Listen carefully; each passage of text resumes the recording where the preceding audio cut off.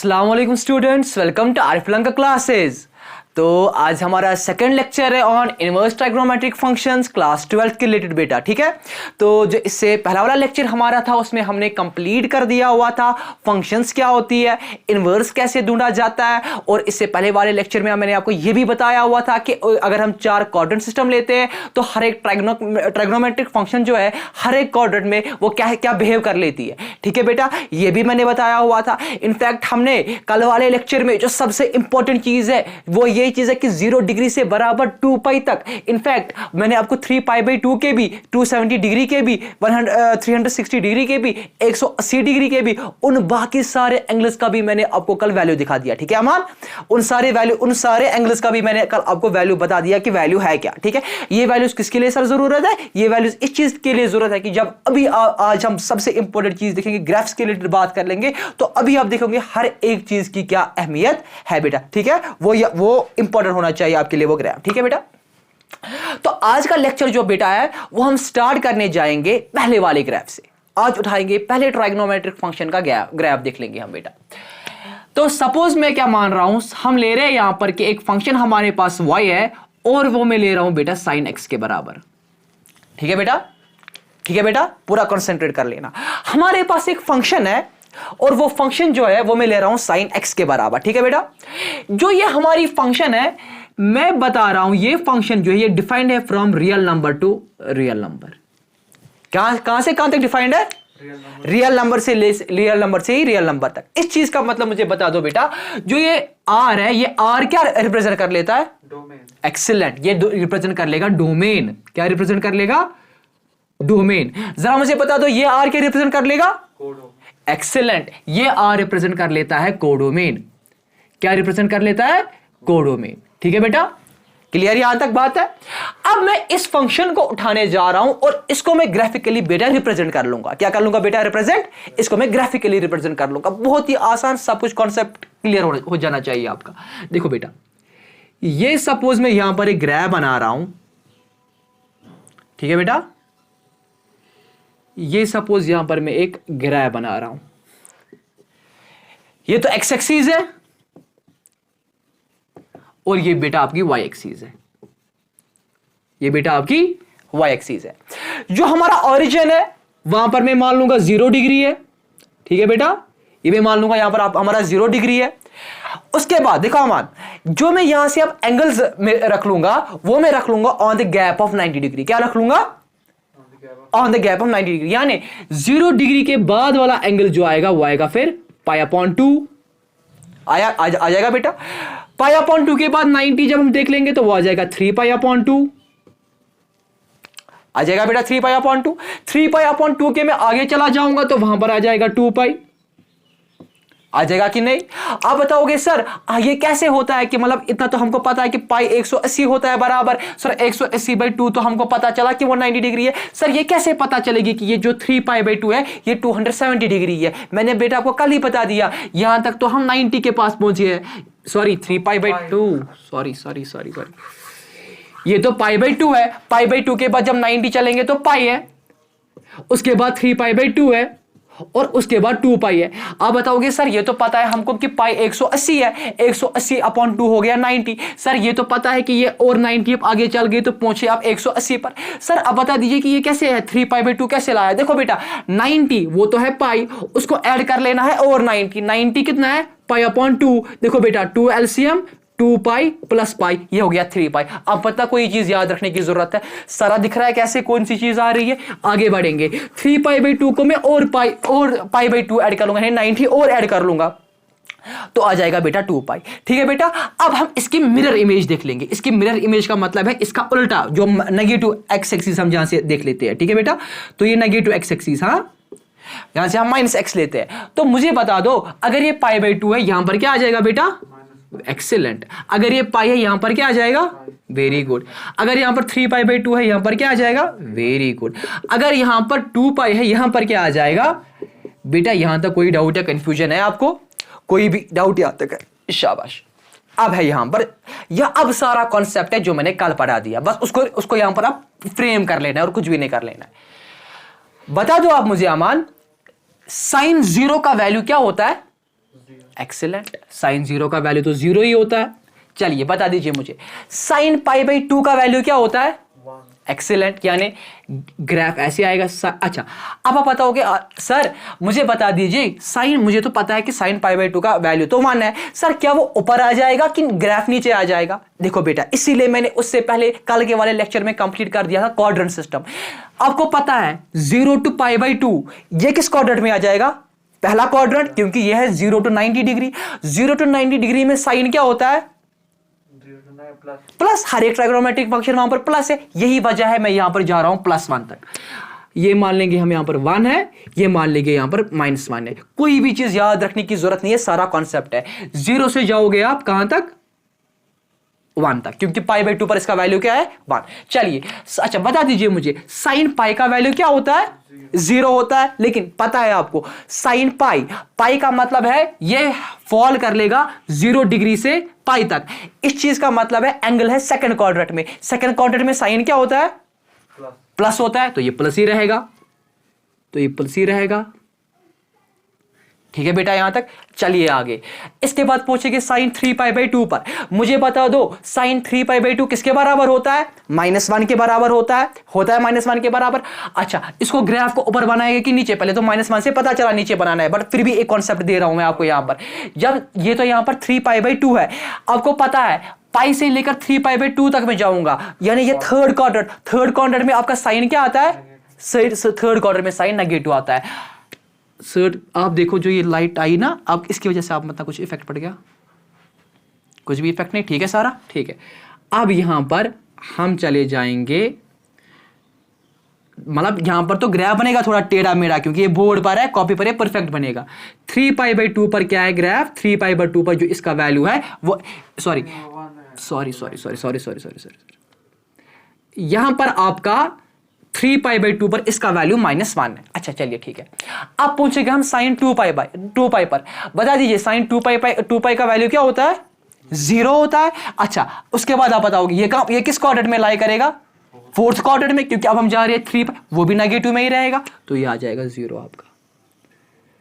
तो बना लिया आपने इस साइड का ग्राफ, बना लिया आपने इस साइड का ग्राफ। अब मैं जाऊंगा इस साइड पर।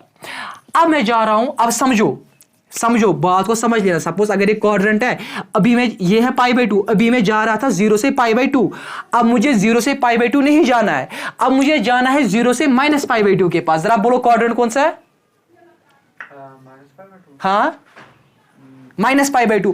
और कल का लेक्चर याद दिलाओ, जब मैंने एंगल का कॉन्सेप्ट पढ़ाया हुआ था, क्या मैंने बता दिया कि जब हम एंगल का कॉन्सेप्ट पढ़ते हैं, हम बोलते हैं कि जब हम एंटी क्लॉकवाइज चले जाते हैं तो पॉजिटिव एंगल लिया जाता है, जब हम क्लॉकवाइज चले जाते हैं तो एंगल क्या लिया जाता है? नेगेटिव लिया जाता है। जरा मुझे बोलो क्या होगा 0 to -पाई बाई 2, ये कौन सा क्वाड्रेंट होगा? एक्सीलेंट, क्योंकि यहां से लेकर यहां तक तो 90 डिग्री की फर्क है, 90 डिग्री की फर्क है। लेकिन आप बोलोगे सर ऊपर वाला पाई बाई 2 क्यों नहीं, ऊपर वाला क्वाड्रेंट क्यों नहीं ले लिया? नहीं, पहला नहीं आ जाएगा, क्योंकि ये माइनस है ना, कि ये वाला आ जाएगा नीचे वाला -पाई बाई 2 वाला। आया बेटा कॉन्सेप्ट समझ? सो 0 to -पाई बाई 2 ये क्वाड्रेंट आएगा फोर्थ, और चौथे क्वाड्रेंट में साइन नेगेटिव होता है। चलिए ठीक है, बता दीजिए मुझे चौथे क्वाड्रेंट में तो साइन नेगेटिव होता है, पाई बाई 2 का वैल्यू क्या आ जाएगा? साइन पाई बाई 2 वो -1 ही आ जाएगा। चलिए ठीक है, तो -1। अब मुझे बता दो साइन पाई का वैल्यू। आपको पता है पहली बात साइन पाई तो 0 के बराबर ही होता है, लेकिन मुझे बता दो ये कहां पर लाई कर लेगा?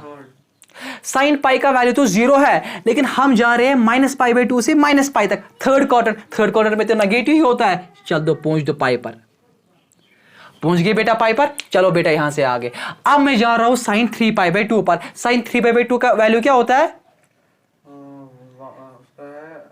कंसेप्ट लगाओ, कंसेप्ट। साइन आप मत ले लो यहां पर माइनस, आप ले लो फिलहाल साइन 3 पाई बाई 2। बोलो साइन 3 पाई बाई 2 का वैल्यू क्या है? Excellent, very good. Sine 3 pi by 2 का वैल्यू है -1, लेकिन ये 3 पाई बाई 2 नहीं है, ये -3 पाई बाई 2 है। यानी जब मैं इस -पाई तक यहां तक पहुंचा था, मैं -पाई से जा रहा हूं अब -3 पाई बाई 2 तक। और मुझे बता दो ये वाला क्वाड्रेंट जो है, इस वाले क्वाड्रेंट में, ये सेकंड क्वाड्रेंट है, सेकंड क्वाड्रेंट में साइन क्या है? सेकंड क्वाड्रेंट में साइन होता है प्लस। तो ये जो 3 पाई बाई 2 है, इसका आ जाएगा +1 वैल्यू। इसका क्या आ जाएगा? बराबर +1 आ जाएगा इसका वैल्यू। अब मुझे बता दो साइन 2 पाई का वैल्यू, मार दो फिलहाल माइनस को गोली, साइन 2 पाई, बोलो साइन 2 पाई का वैल्यू क्या है 0। लेकिन जो ये साइन 2 पाई अभी है ये माइनस 2 पाई है, यानी मैं जा रहा हूं -3 पाई/2 से 2 पाई। ये कौन सा वाला क्वाड्रेंट है? ये फर्स्ट क्वाड्रेंट है। फर्स्ट क्वाड्रेंट में साइन क्या होता है? पॉजिटिव, तो ये चले जाएगा यहां पर। ये बन गया आपको साइन एक्स का ग्राफ। ये बेटा आपको बन गया यहां पर साइन एक्स का ग्राफ। क्या बन गया बेटा? साइन एक्स का ग्राफ। अब देख लो, अब क्या हमको, हमारा जो सारा टॉपिक है दैट इज बेसिकली इनवर्स। हमको इनवर्स ढूंढना है साइन फंक्शन का। पहली बात जो हम यहां पर देख लेंगे वो ये चीज है कि क्या जो ये वाली फंक्शन साइन एक्स है, क्या हम इसका ग्राफ ढूंढ सकते हैं, क्या हम इसका इनवर्स ढूंढ सकते हैं या नहीं ढूंढ सकते इनवर्स? देखो बेटा, इनवर्स के लिए 2 कंडीशन सेटिस्फाई होनी जानी चाहिए। एक कंडीशन ये चीज है कि फंक्शन होनी चाहिए 1 1 और होनी चाहिए ऑन टू।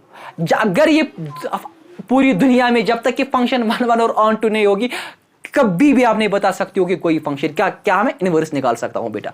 यहां तक क्लियर है? शाबाश।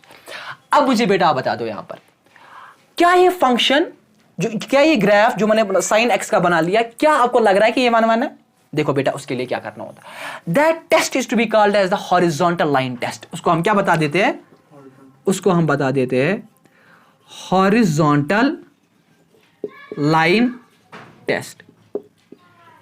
क्या बताता है हमको horizontal line test? Horizontal line test बता रहा है, अगर आप एक हॉरिजॉन्टल लाइन यहां पर ड्रॉ कर रहे हो, अगर ये हॉरिजॉन्टल लाइन आपके ग्राफ को एक ही पॉइंट पर कट कर देती, यानी ये ग्राफ ऐसा होता और ये एक ही पॉइंट पर कट कर देती, आप बता देते ये 1 1 फंक्शन है।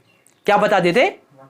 लेकिन देखो बेटा, यहां की ओर नजर रख लो, ये लाइन इनको यहां पर जो बहुत बड़े पॉइंट्स पर कट कर रही है। इनफैक्ट कि हमने तो यहां ही तक ग्राफ बनाया, जब हम यहां से आगे भी ग्राफ बनाएंगे 4 पाई 6 पाई, वहां तक जब हम ग्राफ आगे बढ़ाएंगे तो ये कितने पॉइंट्स पर, इनफाइनाइट पॉइंट्स पर आगे तक कट कर सकता है। तो इस चीज से हम बता सकते हैं कि ये 1 1 फंक्शन नहीं है। क्यों नहीं है? क्योंकि ये बहुत सारे पॉइंट्स को यहां पर कट कर रहा है। तो ये अगर ये 1 1 फंक्शन नहीं है तो ये कौन सी फंक्शन है? तो ये मिनी 1 फंक्शन है। तो ये मिनी 1 फंक्शन है। चलिए बेटा आगे चलिए, तो ये तो 1 1 फंक्शन है, ये तो मिनी 1 फंक्शन है। अब हम बात कर लेंगे रेंज की। किसकी बात कर लेंगे? रेंज तो क्वेश्चन में नहीं दी होती है। रेंज आपको सीधे देखना होता है ग्राफ से। रेंज का मतलब वो क्या होता है, ये ग्राफ सबसे ऊपर कितना वैल्यू लेता है और सबसे नीचे कितना वैल्यू लेता है। तो बता दो मुझे, ये ग्राफ सबसे ऊपर कितना वैल्यू लेगा? 1। सबसे नीचे कितना वैल्यू लेगा?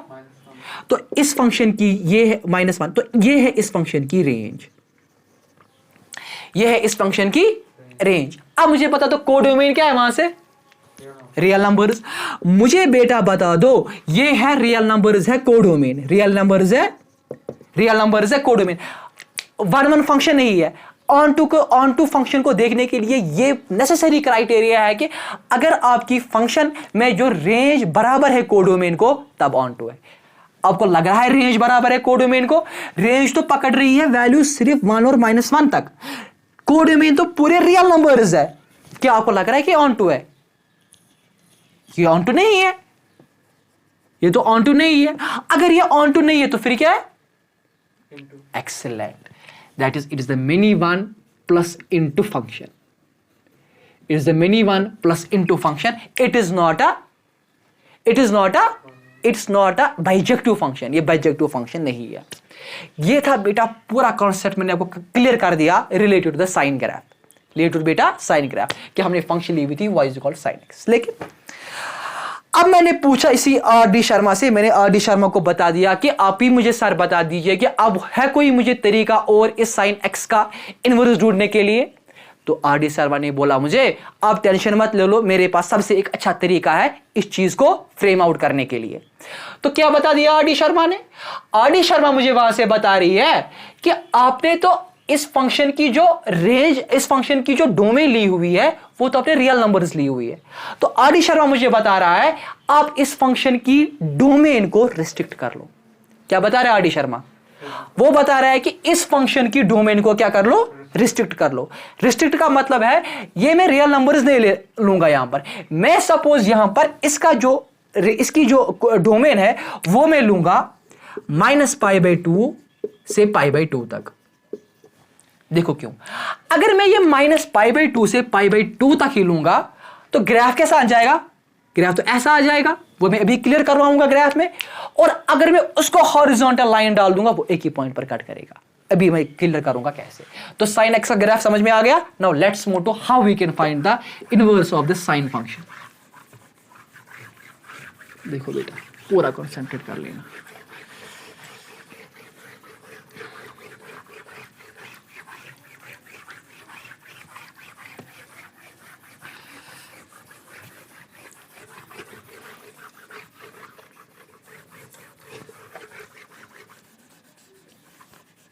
तो अब क्या मैं कर लूंगा बेटा, यहां पर अभी तक तो मैंने जो इस फंक्शन का डोमेन लिया हुआ था वो आर था और को डोमेन इसका था क्या था, रियल नंबर्स थी बेटा। अब मैं इसको रिस्ट्रिक्ट कर लूंगा, I will restrict the domain. Restrict करने का मतलब है मैं अब रियल नंबर्स यहां पर नहीं लूंगा, मैं लूंगा ये फंक्शन फ्रॉम π/2 -π/2 कामा π/2 से लेकर -1 to 1।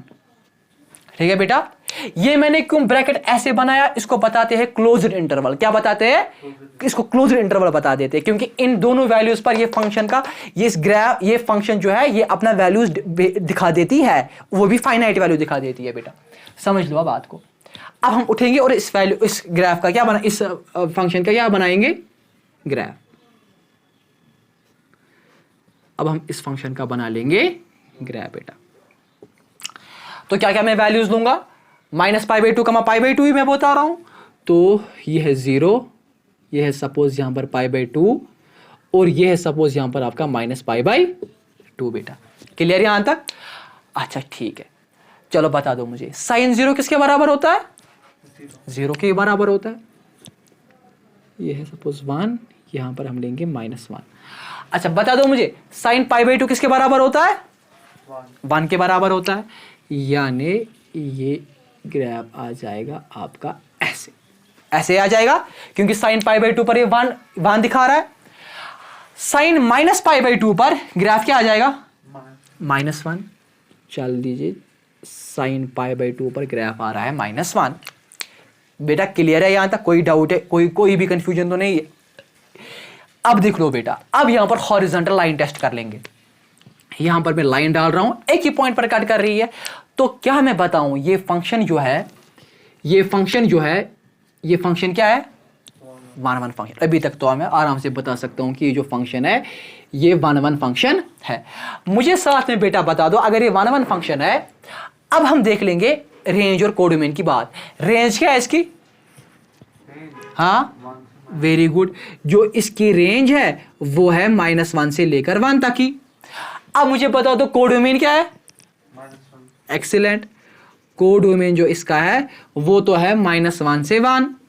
इस चीज का मतलब है रेंज बराबर है कोडोमेन को। बेटा रेंज बराबर है कोडोमेन को। जब रेंज बराबर होती है कोडोमेन को तो फंक्शन क्या होती है, ऑन टू फंक्शन।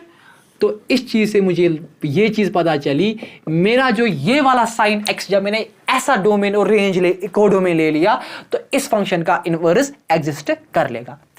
अब समझ लो बेटा, यहां पर बात इंपॉर्टेंट चीज समझ लेना बेटा। यहां पर मैंने क्या बता दिया, जब मैंने ये चीजें यहां पर ले ली तो इन चीजों पर ये साइन एक्स का जो ग्राफ है वो यहां पर आराम से 1 भी दिखा रहा है, और यानी इसका मैं इनवर्स ढूंढ सकता हूं बेटा। ठीक है, अब ऐसे ग्राफ को ऐसे ही रख लेना बेटा। अब मुझे इसका इनवर्स ढूंढना है। इनवर्स का मतलब क्या है, इसको हम उल्टा कर लेंगे, यानी y is equal to sine x जो है मैं लूंगा यहां पर y is equal to sine inverse x. मैं क्या लूंगा बेटा यहां पर, y is equal to sine, because x is your independent variable, y is your dependent variable. देखो बेटा पूरा कॉन्सेंट्रेट कर लेना। अभी तक जो फंक्शन है वो थी डिफाइन फ्रॉम -π/2 से -π/2 से अब मैं ये फंक्शन क्या हो जाएगी, उल्टी हो जाएगी। अब ये हो जाएगी ऐसे, फंक्शन का इनवर्स जब हम ढूंढेंगे ये रहेगी अब -1 से लेकर -π/2 π/2 तक। ये पहले बेटा ये बात समझ में आ गई। चलिए दूसरी बात, अब मुझे बता दो साइन इनवर्स के लिए डोमेन क्या बन गया, एक्सीलेंट बेटा, ये बन गया इसका डोमेन। मुझे बता दो इसी फंक्शन का कोडोमेन क्या बन गया, एक्सीलेंट, कोडोमेन बन गया ये।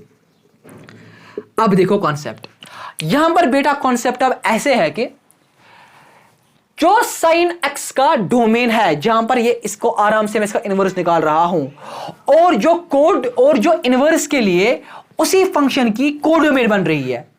कोडोमेन का आई मीन टू से जो ये फंक्शन यहां पर है, ये फंक्शन की क्या थी, ये फंक्शन की यहां पर थी डोमेन। अब इसको कोडोमेन बता लो या इस चीज को आप रेंज बता लो, ये तो एक ही बात है। इसको ही आप कोडोमेन बता लो, इसको ही रेंज बता लो, एक ही बात है। देखो अमान, -1, 1 को यहां पर आप कोडोमेन बता दो, रेंज बता लो, एक ही बात है, क्योंकि ये दोनों सेम है। इस वैल्यू को जहां पर साइन एक्स का जो डोमेन है वो साइन इनवर्स के कोडोमेन के बराबर है, इसी को बेटा बता देते हैं प्रिंसिपल वैल्यू। क्या बता देते हैं? इसको बता देते हैं प्रिंसिपल वैल्यू। अब का सवाल होगा सर प्रिंसिपल वैल्यू क्या होता है? आपका सवाल क्या होगा? सर प्रिंसिपल वैल्यू क्या? वो चीज भी पहले ही मैं यहां पर आपको क्लियर कर लूंगा। देखो बेटा, सपोज अगर मैं आपको बताऊंगा, अमान आप मुझे बता दो साइन इनवर्स 1 किसके बराबर है? साइन इनवर्स 1 किसके बराबर है? साइन इनवर्स 1 का वैल्यू होता है पाई/2। साइन इनवर्स का वैल्यू होता है बराबर पाई/2।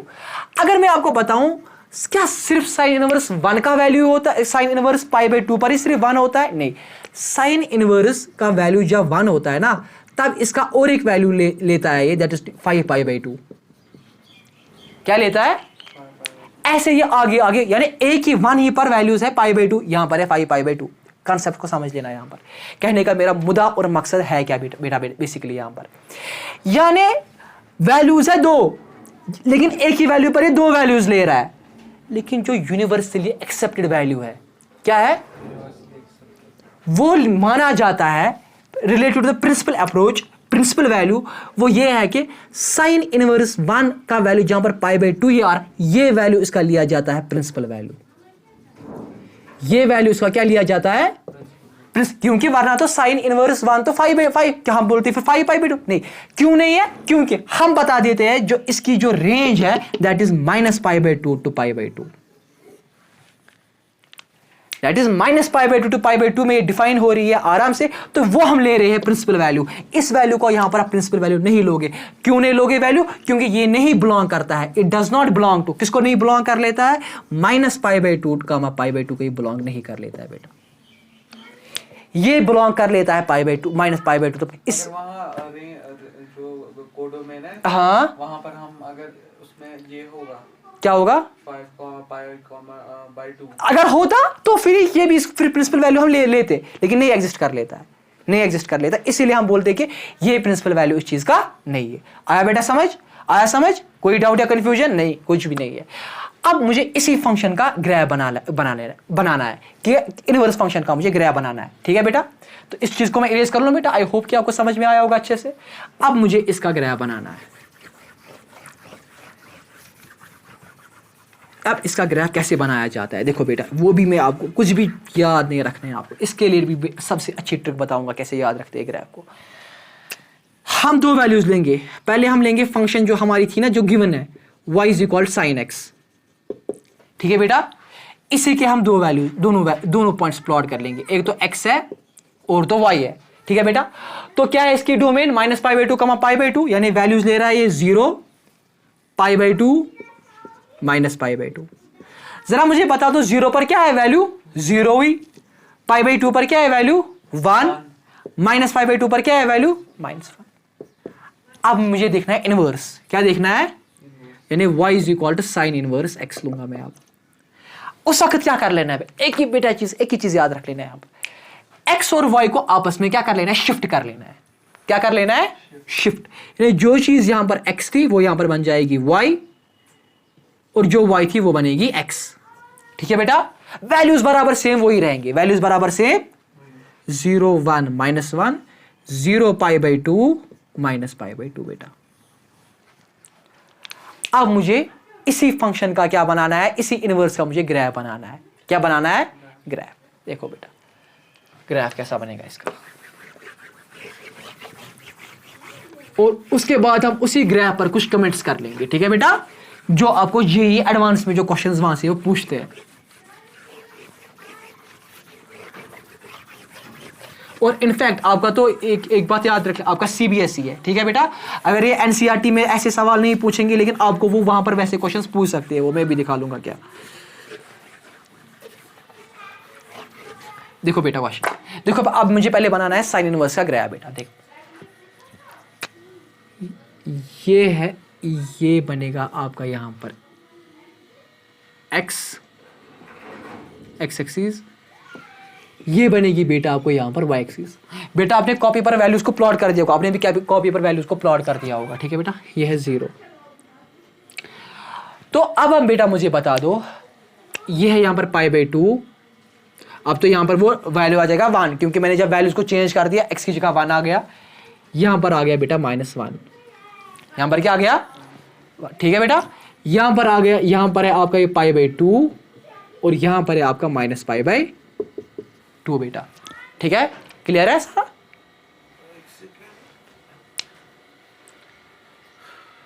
कहीं पर डिफ्लेक्शन आ रही है, कुछ आ रही है बोर्ड पर, वो आ रही है सीधे, छोटी सी, थोड़ा आप रख लो।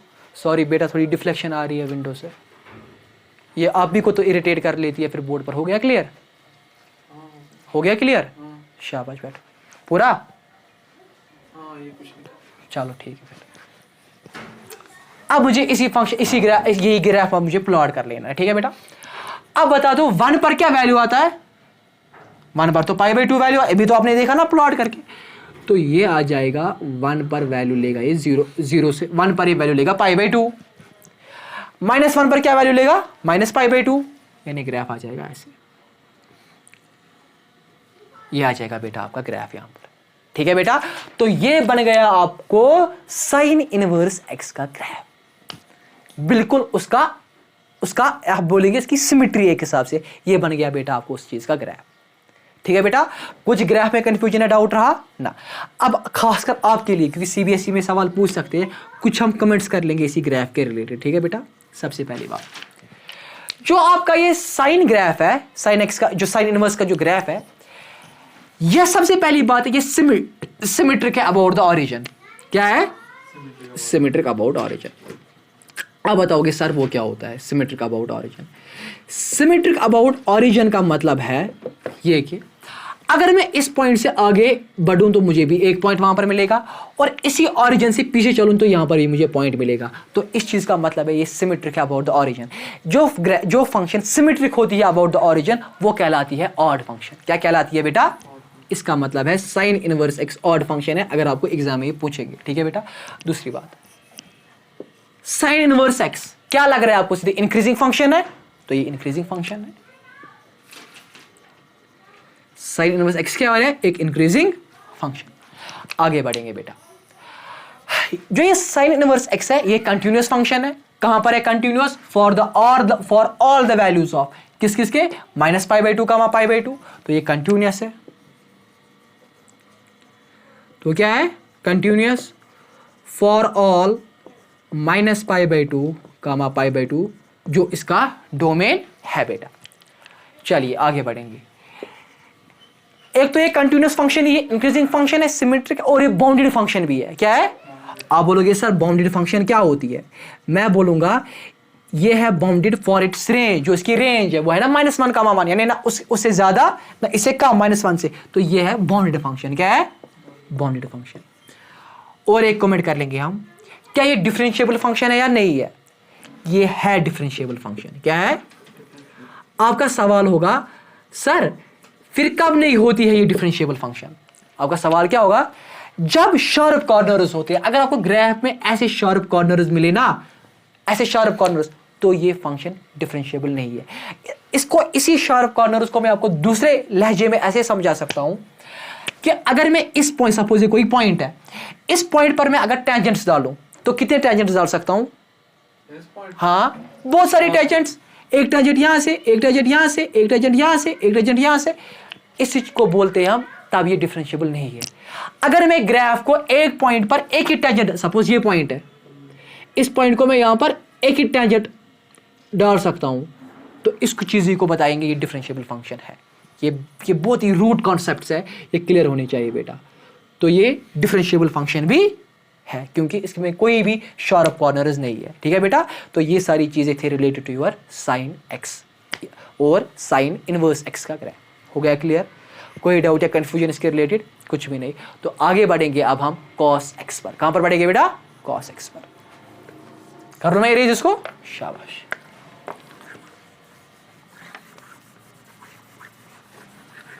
आप एक काम क्यों नहीं करते? अभी वीडियो इधर ही रोक लो, हाँ फिर cos x का है ना वो अलग वीडियो बनाओ।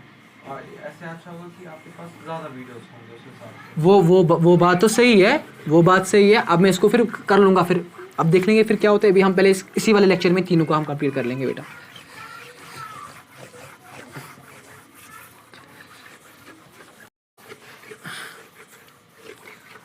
अब हम चले जाएंगे y is equal to cos x वाले ग्राफ पर। कहां पर चले जाएंगे? y is equal to cos x graph. ठीक है। सपोज ये फंक्शन जो है ये डिफाइंड है r से लेकर r तक। कहां से लेकर डिफाइंड है? ये मैं ले रहा हूं इसका डोमेन, ये मैं ले रहा हूं इसका कोडोमेन। ठीक है बेटा, चलो बनाएंगे फिर इसका भी ग्राफ।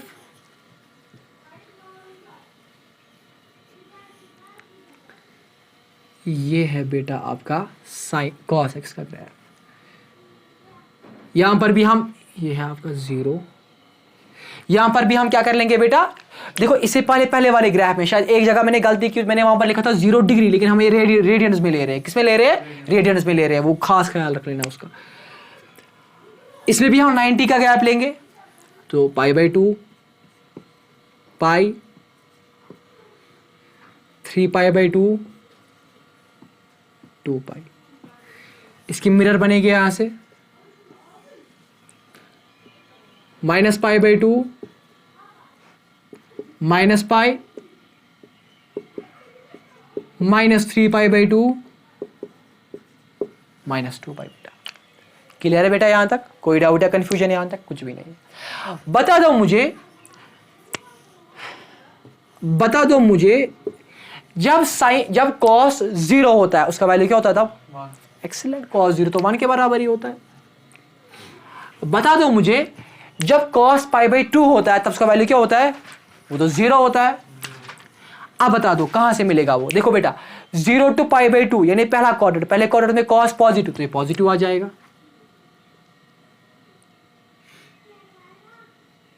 तो क्या आ जाएगा? पॉजिटिव आ जाएगा।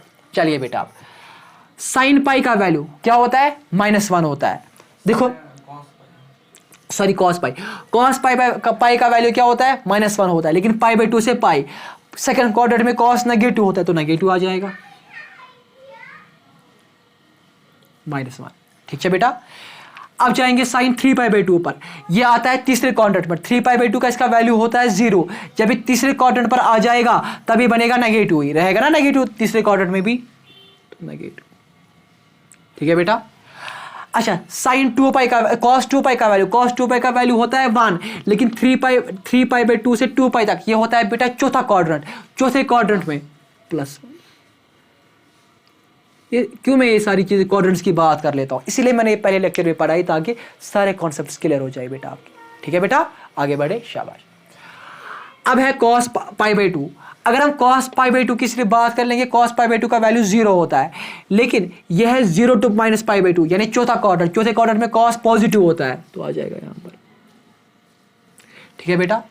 अब चले जाएंगे -π/2 से -π तक। -π पर इसका जो वैल्यू होता है वो तो होता है -1, लेकिन अगर हम वो तो पाई पर तो इसका वैल्यू होता है -1, लेकिन अगर हम देख लेंगे ये क्वाड्रेंट अभी आ रहा है तीसरा क्वाड्रेंट, तो नेगेटिव रहेगा, -1 ही रहेगा। बेटा समझ में आ रही है मेरी बात? 3π/2 पर इसका वैल्यू होता है 0, लेकिन ये आ रहा है दूसरा क्वाड्रेंट, दूसरे क्वाड्रेंट में तो ये नेगेटिव। अब हम जाएंगे 2π पर। 2π पर तो इसका वैल्यू होता है 1, लेकिन अगर हम बात कर लेंगे ये भी कौन सा क्वाड्रेंट है? अभी हम पहला क्वाड्रेंट है, पहले क्वाड्रेंट में पॉजिटिव है, तो ये बनेगा इसका ग्राफ। ये है बेटा आपको cos x का ग्राफ, जो पूरे मैं चाह रहा हूं, पूरे बेसिक से मैं आपको दिखा रहा हूं ग्राफ। तो ये बन गया बेटा आपको cos x का ग्राफ। बता दो आप मुझे, क्या ये 1 है? करो ना सर, बताओ ना सर, आप बताओगे वहां से बेटा, आप बताओगे सर हम उसको लगाएंगे हॉरिजॉन्टल लाइन टेस्ट। लगाओ horizontal line test, more than 2 points. वहीं पर पता चला मिनी 1 है, वहां पर पता चला। चलिए देख लीजिए रेंज इसकी। रेंज क्या है? -1 से 1। चलो देखो कोडोमेन इसका, कोडोमेन क्या है इसका? क्या कोडोमेन और रेंज आपस में बराबर है? कोडोमेन और रेंज आपस में बराबर नहीं है सर। ये तो फिर ऑन टू फंक्शन भी नहीं है, फिर कौन सी फंक्शन है? ये तो इनटू फंक्शन है। क्योंकि जब फंक्शन हमारी ऑन टू नहीं होती है वो तो फिर इनटू ही है। शाबाश। तो सर आप क्या कर लेंगे इस चीज के लिए? इस चीज के लिए भी बेटा मैं गया आर डी शर्मा के पास, मैंने उसको बता दिया सर क्या आप मुझे बता दीजिए वहां से क्या इसका कोई तरीका है यहां पर आप ढूंढने का ग्राफ? उसने बता दिया आप टेंशन कोई भी मत लीजिए, इसका भी तरीका है। वो कौन सा तरीका है? हम इसका डोमेन कराएंगे रिस्ट्रिक्ट। क्या करवाएंगे? रिस्ट्रिक्ट। देखो कैसे बेटा, one of the best book I have ever seen, R D Sharma. पूरे कॉन्सेप्ट्स क्लियर कर रहे हैं ना? Refer to R D Sharma.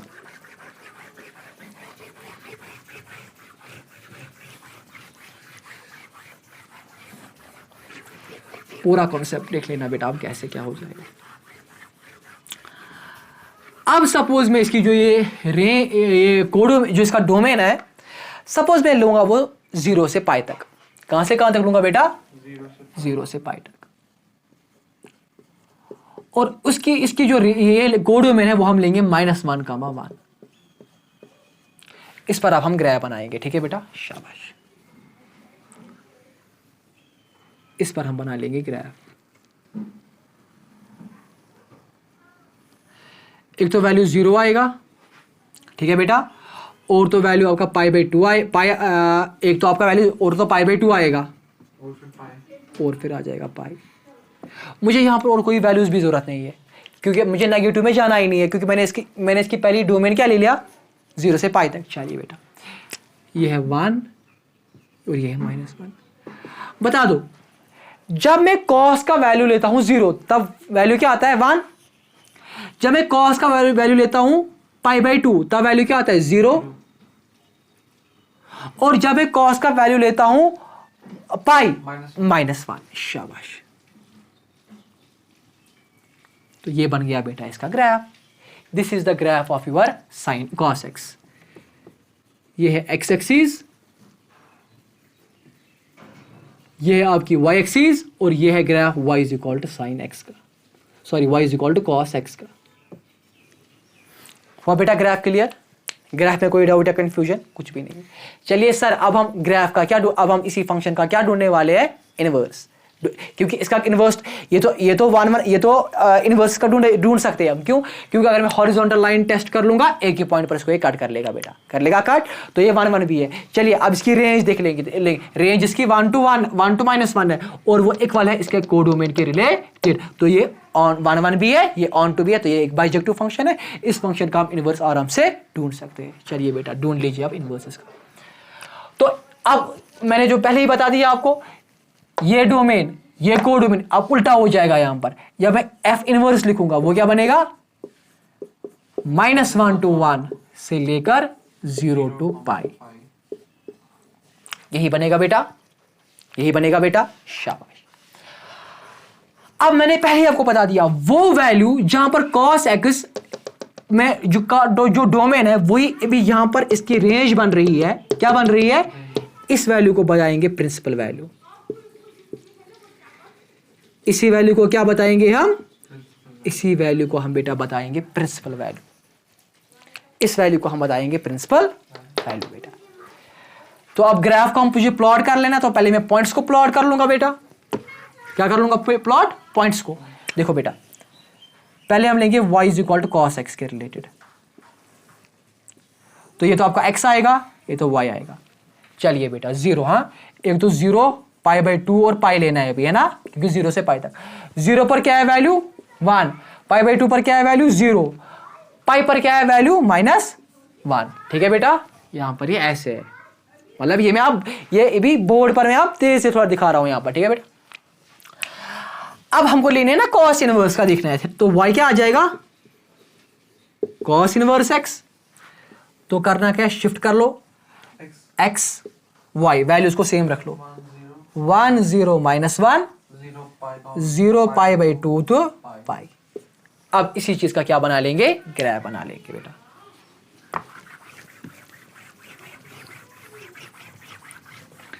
इसी चीज का बेटा ग्राफ बना लेंगे।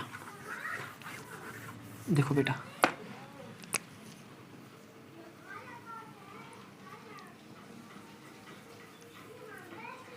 ये है y is equal to cos inverse x का ग्राफ, ठीक है। ये आपको पता है अभी ये x एक्सिस है, y एक्सिस है।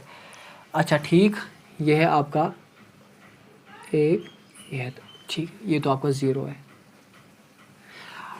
तो जब x आपका 1 है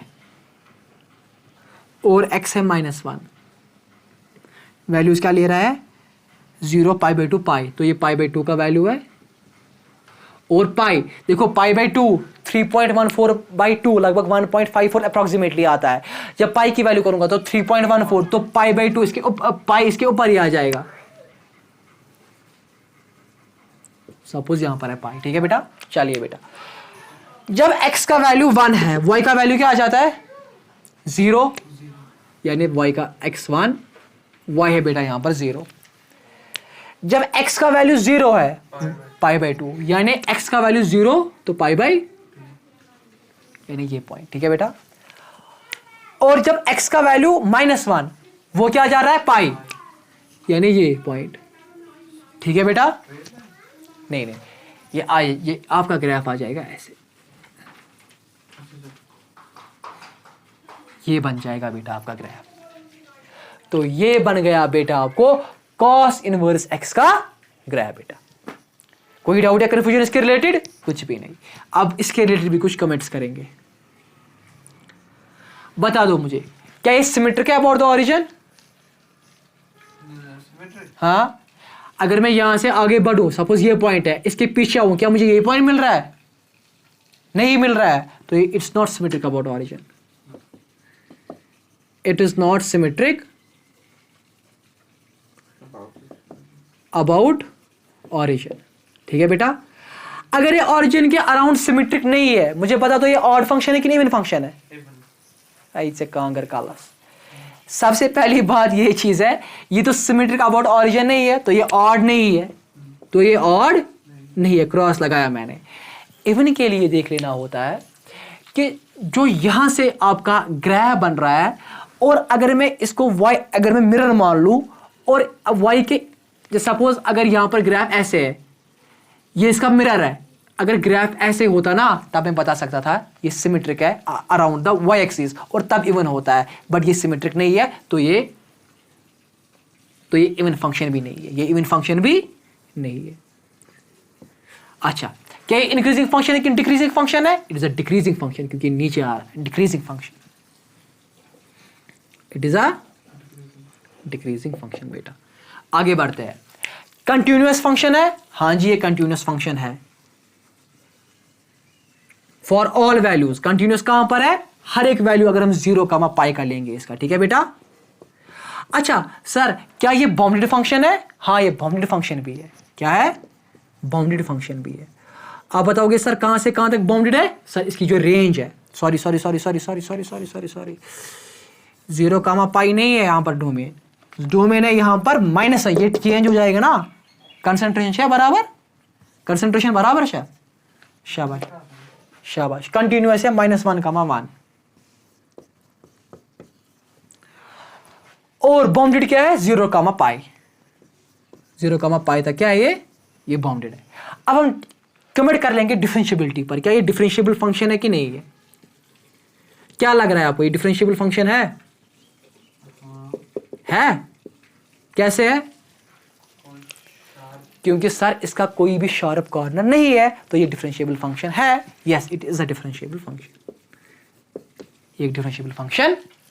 तो ये मैंने पूरा आपको यहां पर क्लियर कर दिया, कॉस x का ग्राफ और कॉस इनवर्स x का बेटा ग्राफ। तो ये सारा आपका क्लियर हो गया यहां पर।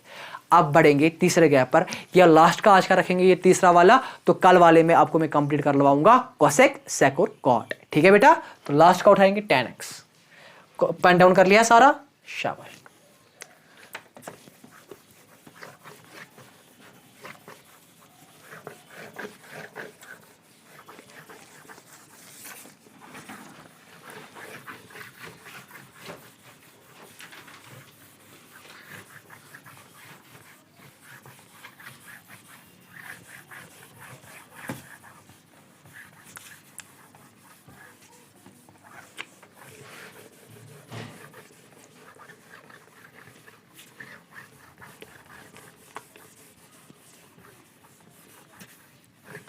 चलिए बेटा, अब हम तीसरा उठाने जाएंगे, तीसरी ट्राइगोनोमेट्रिक फंक्शन उठाने जाएंगे, that is y is equal to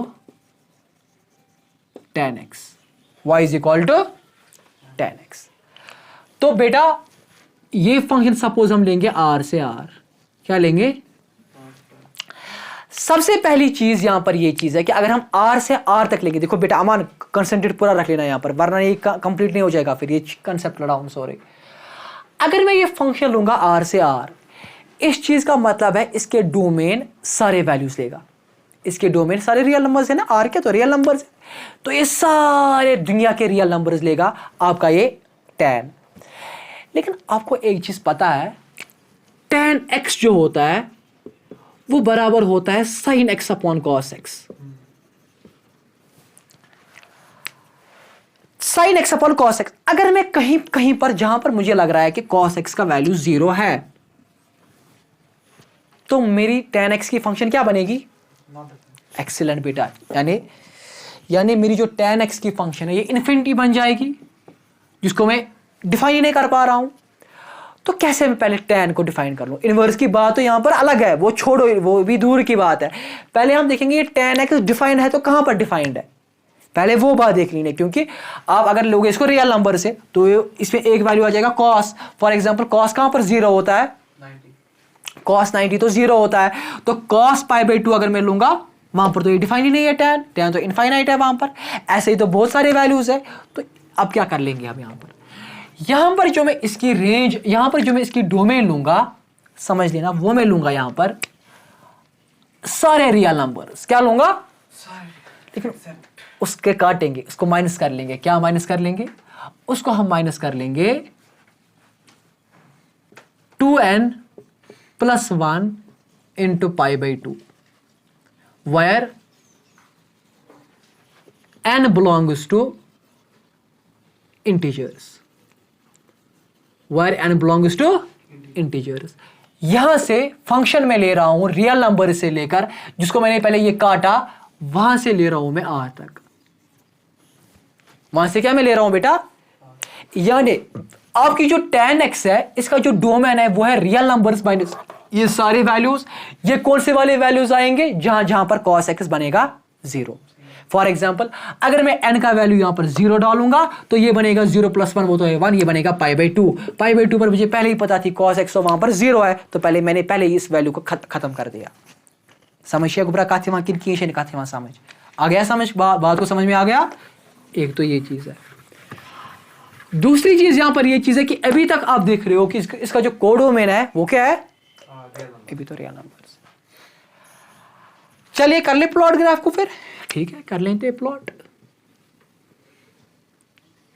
concentrate कर लेना पूरी तरीके से इस ग्राफ की ओर। ग्राफ को कर लेंगे प्लॉट।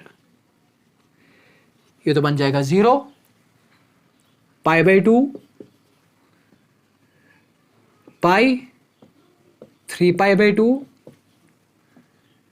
2π। यहां से आ जाएगा -π/2, पाई, -π, -3π/2, -2π। ये गोबरा, शाबाश। बता दो अमान, tan 0 किसके बराबर होता है? 0 के बराबर होता है tan 0। शाबाश। अब मुझे बता दो tan π/2 किसके बराबर होता है? tan π/2 नॉट डिफाइंड, यानी वो होता है इन्फिनिटी के बराबर। किसके बराबर होता है? इन्फिनिटी। अब कैसे मैं इसको ग्राफ पर रिप्रेजेंट कर लूं? पहले समझ लेना कॉन्सेप्ट को बेटा, पूरा कॉन्सेंट्रेट अभी यहां की ओर रख लेना बेटा। जहां जहां पर tan का वैल्यू इन्फिनिटी जा रहा है, जहां जहां पर tan का वैल्यू, वहां पर हम कुछ लाइंस डालेंगे। क्या डाल देंगे?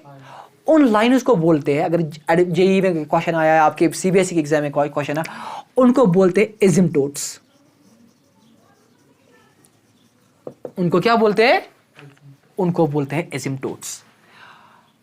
इतना रख लिया, कॉपी कर दिया इसको बेटा। आई होप कि आपने इस एसिम्पटोट्स को यहां पर कॉपी कर लिया होगा। इनको बोलते हैं एसिम्पटोट्स। अब देख लो बेटा, किस किस वैल्यू पर ये इनफाइनाइट जा रहा है? π/2 पर ये इन्फिनिटी का वैल्यू है, तो मैं एक एसिम्पटोट मारूंगा पहले यहां से। ठीक है बेटा। 3π/2 पर भी इसका वैल्यू इन्फिनिटी आ रहा है, तो मैं यहां पर भी एसिम्पटोट लगाऊंगा। ठीक है बेटा। -π पर भी इसका वैल्यू, एक मिनट बेटा, हाँ ठीक है, -π पर इसका वैल्यू क्या आता है? सॉरी, -π/2 पर, -π/2 पर भी ये इन्फिनिटी आ रहा है, यहां पर भी एक एसिम्पटोटिक।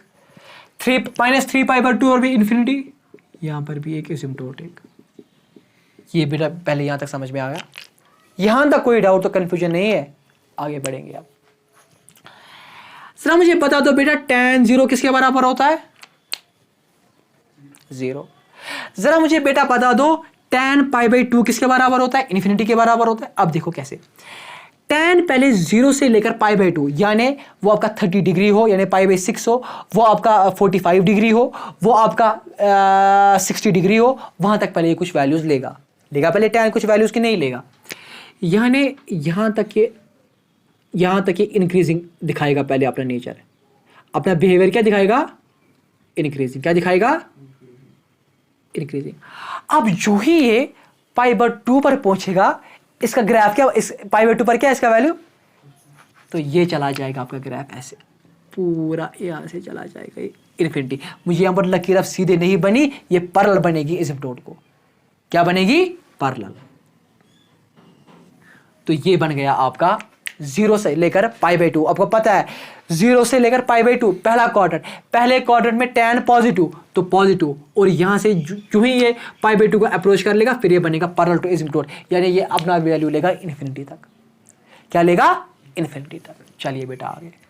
अब मुझे बता दो, पाई पर क्या इसका वैल्यू होता है tan का? tan π भी 0 के बराबर ही होता है। अगर मैं पाई से लेकर π/2 के पास चला जाऊं, क्वाड्रेंट कौन सा बनेगा? पाई से π/2। हाँ, ये बन जाएगा सेकंड क्वाड्रेंट में tan क्या होता है? π/2 क्या, और tan π/2 क्या होता है? इन्फिनिटी होता है। यानी जब मैं पाई से π/2 आऊंगा, ये आ जाएगा ग्राफ आपका ऐसे, पहले ये कुछ वैल्यूज लेगा यहां तक, और π/2 पर जो है ये पैरेलल आ जाएगा इसके। ठीक है बेटा, चलो आगे। जब मैं पाई से लेकर 3π/2 तक गया, मैं किस क्वाड्रेंट में आ गया? पाई से लेकर 3π/2 तक गया, किस क्वाड्रेंट में आ गया? मैं तो तीसरे क्वाड्रेंट में आ गया, है ना, 180 to 270 डिग्री। पहले ये 3π/2 तक, एक तो पॉजिटिव, 3π/2 तक ये कोई ना कोई वैल्यूज लेगा, tan और होता ही होता है थर्ड में पॉजिटिव, पहले यहां तक कुछ वैल्यूज लेगा, और इसके बाद क्या चला जाएगा? सीधे पैरेलल बनेगा इसको। ठीक है बेटा, और यहां तक कोई डाउट या कंफ्यूजन है बेटा आपको? कोई डाउट है? यह बन गया हमारा यहां पर ग्राफ। क्या बन गया हमारा यहां पर ग्राफ?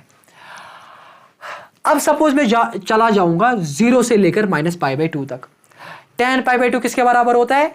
इन्फिनिटी के बराबर ही होता है। लेकिन जब मैं 0 से -π/2 पर जाऊंगा, मैं हूं चौथे क्वाड्रेंट में। चौथे क्वाड्रेंट में tan का बिहेवियर क्या है?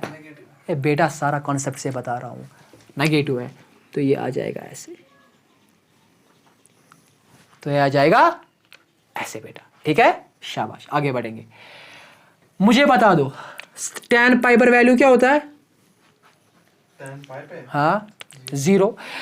tan π/2 पर वैल्यू क्या होता है? इन्फिनिटी। लेकिन यह है -π से लेकर -π/2, यानी ये किस क्वाड्रेंट में है? -π से लेकर -π/2 तक, यानी यह है सेकंड क्वाड्रेंट। सेकंड क्वाड्रेंट में tan क्या होता है? सेकंड क्वाड्रेंट में आपका नहीं, ये एक मिनट, ये इसमें आ गई थर्ड क्वाड्रेंट में, -π, यानी -π/2 से पाई तक वो हो जाएगा -π/2। एक मिनट, -π/2 यानी एक मिनट, इसको, ये तो सारा कॉन्सेप्ट देखो, -π/2 यहां पर, -π/2 से मैं जा रहा हूं पाई तक, यानी ये तो थर्ड क्वाड्रेंट में क्या आ जाएगा ग्राफ आपका? प्लस। तो ये बन जाएगा ग्राफ बराबर पैरेलल बनेगा इसके, यानी जब आप -π/2 से पाई तक जा रहे हो, ग्राफ क्या बन लेगा? ये बराबर आपका ग्राफ जो है वो बन लेगा पॉजिटिव डायरेक्शन में। और अब मैं जब आ रहा हूं बेटा यहां पर -π से लेकर एक मिनट, अगर जब हम गए -π/2 से लेकर -π तक, तो थर्ड क्वाड्रेंट में आ रहा है। थर्ड क्वाड्रेंट में इसका तो वैल्यू दिखा रहा है पॉजिटिव। अब मैं जा रहा हूं -π से लेकर -3π/2 तक। -π यानी -π यहां तक, -3π/2 यहां तक, सेकंड में नेगेटिव होता है, और 3π/2 पर मुझे पहले से ही पता है वैल्यू इन्फिनिटी होता है, तो ये आ जाएगा ऐसे। ये है आपका tan x का ग्राफ बेटा, ये है आपका tan x का, यही आपका बेटा tan x का, ये है ग्राफ आपका। कोई डाउट या कंफ्यूजन रही इसके रिलेटेड? कुछ भी नहीं? बुरा लग रहा है इसको इरेज कर लेना इतनी मेहनत करके। अब मैं कुछ पहले यहाँ पर बात बता लूंगा आपको। जब मैं अब आप मुझे पहले देखना है कि क्या ये इनवर्स इसका मैं ढूंढ सकता हूं कि नहीं। देखो बेटा, ये तो सीधी सी बात है, एक लाइन डाल दूंगा मैं यहाँ पर, कितने पॉइंट्स पर कट कर लेगा ग्राफ को? क्या ये अब यहाँ पर इसका इनवर्स ढूंढ सकता हूं? नहीं, तो ये मिनी वन है। अच्छा, ये इनटू फंक्शन है, ऑन टू है, ये ऑन टू है, पहले ऑन टू मुझे बता दो, ऑन टू है? हाँ। इसकी जो रेंज है वो क्या है? इसकी जो रेंज है वो ले रहा है ये -∞ तक पॉजिटिव, यानी ये इसकी जो रेंज अगर मैं देख लूं, इसकी रेंज जो है वो ले रहा है ये कहां से कहां तक? +∞ से लेकर -∞, यानी इसमें ये +∞ से -∞, यानी ये रियल नंबर्स को ले रहा है वहां पर। हम बता सकते हैं ये ऑन टू फंक्शन है, तो उस हिसाब से हम बता सकते हैं, कि अगर ये मिनी वन फंक्शन है, अगर कोई function for example mini one हो सकती है, कि वो ऑन टू हो सकती है। ठीक है बेटा, तो ये ऑन टू फंक्शन है फिर, है ना? क्योंकि ऑन टू के रिलेटेड अगर हम बात कर लेंगे, ऑन टू यही बताते हैं हमको कि जो इसका जो ऑन टू बताता है कि जो इसकी रेंज है। आप इनफैक्ट ये पहले कंफर्म भी कर लो, इससे आप अपनी किताब से कंफर्म कर लो। tan x की फंक्शन अगर हम देख लेंगे, tan x ऑन टू है, क्योंकि ये यहां पर वैल्यूज दे रहा है आपके रियल नंबर्स, और ये लगभग रियल पॉजिटिव इन्फिनिटी बस रही है, वो तो सारे नंबर्स को ले जाएगा, तो आई गेस ये ऑन टू होनी चाहिए बेटा। tan x के रिलेटेड क्या दिखा रहा है ये?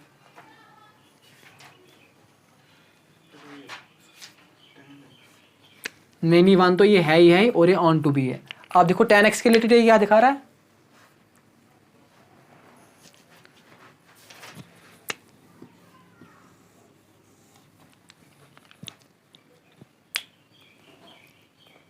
अगर नहीं दिख रहा है छोड़ो, फिर हम इसको बाद में भी देख सकते हैं।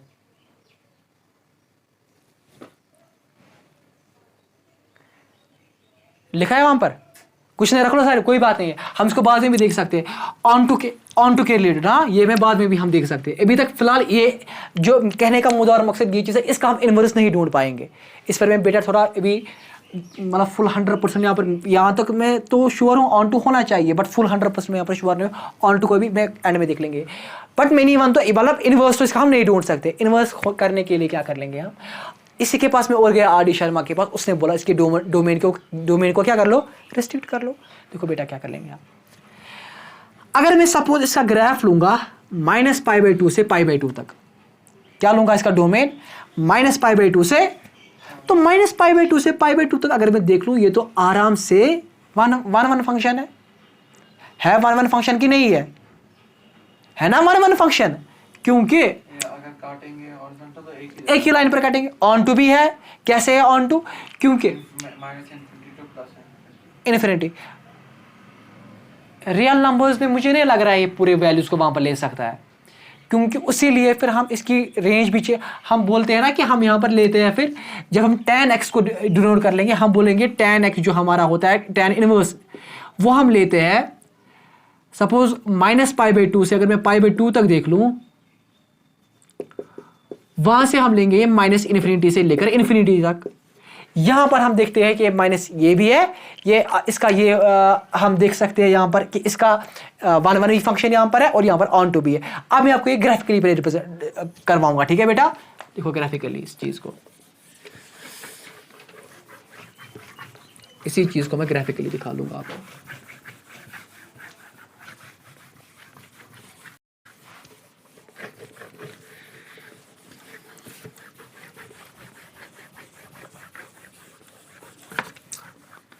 देखो बेटा,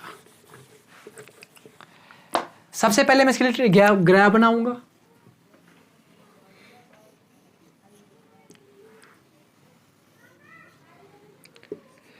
एक तो बेटा ये यहाँ पर ये तो जीरो है यहाँ पर, ठीक है, -π/2 ये तो π/2 आ जाएगा और ये -π/2 बेटा आ जाएगा।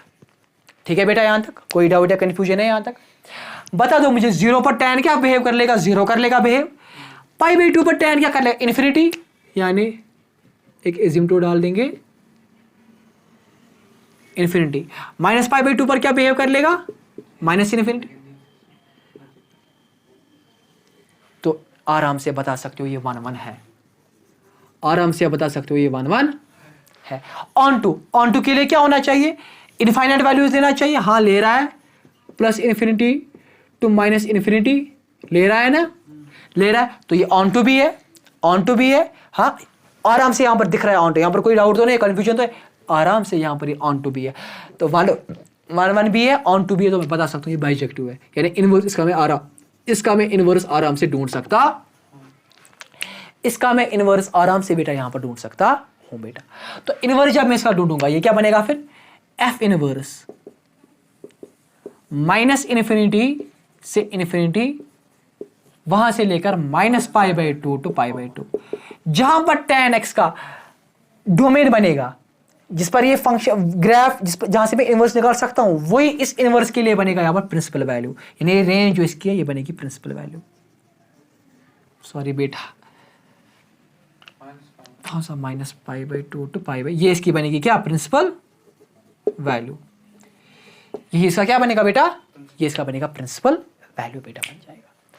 अब हम बनाएंगे इसी चीज का ग्राफ।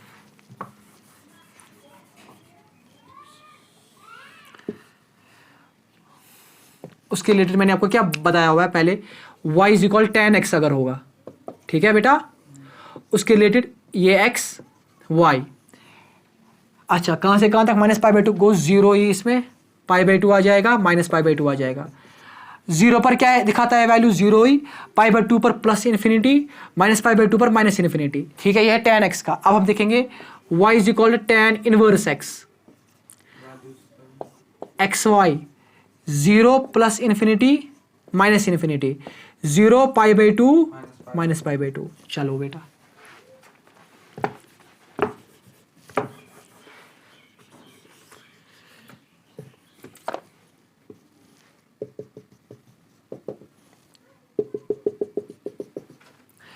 एक तो इसमें आ जाएगा आपका x क्या है? 0 है, फिर क्या है? पॉजिटिव इन्फिनिटी तो यहां से आता है, हाँ, +∞, नेगेटिव इन्फिनिटी तो यहां से आ जाएगा। y एक तो 0 आ जाएगा और आ जाएगा π/2, सपोज यहां पर π/2 है आपका, ठीक है, और यहां पर आपका -π/2 है बेटा। देखो बेटा, 0 पर 0 हुई, 0 पर π/2 पर पॉजिटिव इन्फिनिटी, π/2 पर सॉरी आई मीन टू से पॉजिटिव पर पॉजिटिव जब हम जा रहे हैं तब π/2 है, ऐसे बनेगा ग्राफ। जब -∞ है तब -π/2, तो ग्राफ बन लेगा बेटा आपका, ये बन लेगा बेटा आपका tan इनवर्स का ग्राफ बेटा। कोई डाउट या कंफ्यूजन इसके रिलेटेड? कोई डाउट? ये है आपका बेटा tan इनवर्स x का भी बेटा यहां पर ग्राफ। तो बेटा जो इसके बाद वाला लेक्चर है, आई होप कि पहले यहाँ तक आपको कोई भी डाउट या कोई भी कंफ्यूजन आपको नहीं होगी। तो जो इसके बाद वाला लेक्चर है उसमें हम 3 चीज़ें कंप्लीट करने जाएंगे। एक तो उसमें हम cot x का ग्राफ देखेंगे, cot इनवर्स x का भी ग्राफ देखेंगे, cosec x का ग्राफ देखेंगे, cosec इनवर्स x का भी ग्राफ देखेंगे, sec x का ग्राफ देखेंगे, sec x इनवर्स का भी ग्राफ देखेंगे। इसके बावजूद कहीं पर कोई डाउट या कन्फ्यूजन है तो वो मुझे आप बता सकते हो, कमेंट सेक्शन में भी डायरेक्टली कॉल करके भी बता सकते हो बेटा। तो अगर फ़ायदा लग रहा है इन वीडियो से तो then please do share and subscribe my YouTube channel Arif Lankar classes. अस्सलाम वालेकुम। हाँ, इनफैक्ट हमको लास्ट में अब एक डाउट रहा था यहाँ पर कि tan x जो है वो क्या था, क्या वो tan x हमारा ऑन टू फंक्शन है कि नहीं है।